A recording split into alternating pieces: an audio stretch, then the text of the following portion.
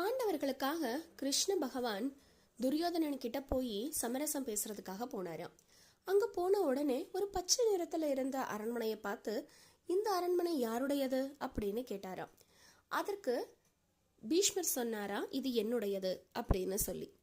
அது பக்கத்துல இருந்த மஞ்சள் அரண்மனையை பார்த்து, இது யாருடையது அப்படின்னு கேட்டாராம். அதுக்கு துரோணாச்சாரியா சொன்னாராம், இது என்னுடையது அப்படின்னு. வெள்ளை மாளிகையை பார்த்து கிருஷ்ணர் கேட்டாராம், இது அப்படின்னு தான் சொன்னாராம். உடனே விதுனர் என்ன சொன்னாரு தெரியுமா, கண்ணா இது உங்களுடையதுன்னு சொன்னாராம்.